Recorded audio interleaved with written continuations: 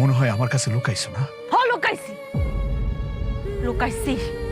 Doctor যখন কইছিল যে আপনার ছেলে বাচ্চা হইব, তখন মনে মাথায় ভাবছিলাম যে এটা আমি পরে কম।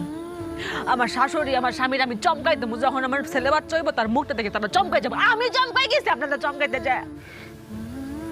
যেই শুনলেন আমার মেয়ে বাবু হইব, তখনই আপনাদের রূপ চেঞ্জ হয়ে গেল, আপনাদের আচরণ চেঞ্জ হয়ে গেল। কি করছি আচরণ, কি বিভৎস চেহারা। মেয়েদের প্রতি এত ঘৃণা কিসের আপনাদের? শুধু আপনি না, পৃথিবীর হাজার হাজার পরিবার, হাজার হাজার স্বামী, পিতা শুনলে, মেয়ে সন্তান হওয়ার শুনলে তাদের চেহারা চেঞ্জ হয়, তার আচরণ চেঞ্জ হয়ে যায়। কেন? মেয়ে হওয়া কি অভিশাপ? মেয়ে হওয়া কি পাপ, অন্যায়? আপনি যে পৃথিবীতে দাঁড়া রয়েছেন না আছেন জীবিত, কার জন্য? আল্লাহ তাআলা কোন একটা নারীর মাধ্যমে, একটা মেয়ের মাধ্যমে আপনি পাঠাইছে। আপনার মাও কিন্তু একটা মেয়ে। কোন কিতাব, কোন কোরআন বই পুস্তকে লেখা আছে যে বাপের পায়ের নিচে সন্তানের বেহেশত? দেখছেন? দেখবেন না তো। লেখা আছে কোথায়?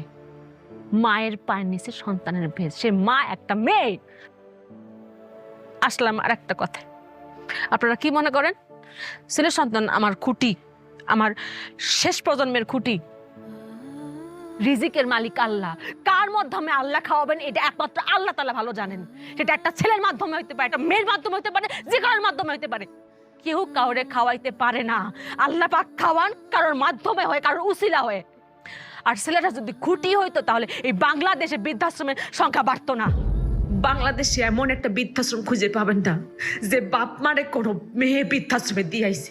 খোঁজ নিয়ে দেখেন, প্রত্যেকটা বৃদ্ধাশ্রমে দিয়েছে তার ছেলে সন্তান। তাইলে মেয়েদের দোষটা কেন? আপনাদের আরেকটা ভুল ধারণা যে ভবিষ্যতের মুখ উজ্জ্বল করবো আবার পোলা। খালি কি পোলারাই করে? মেয়েরা করে না?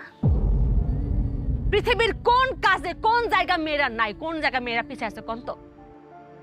ডাক্তার, ইঞ্জিনিয়ার, পাইলট কোন জায়গা নাই? আরেকটা কথা তো আমরা সবাই জানি যে আল্লাহ পাক যখন খুশি হন তখন তার ঘরে মেয়ে সন্তান দেন, আর যারে খুশি করতে চান তার ঘরে ছেলে সন্তান দেন। আর বিয়ে করার সময় না একটা সুন্দর মেয়েই আপনারা খোঁজেন। এখন আপনাদের কই? আপনারা দিকে আসেন। মেয়ে সন্তান হওয়ার কথা শুনলে আপনাদের মতো কিছু বাপ, কিছু পরিবার অখুশি হন কেন?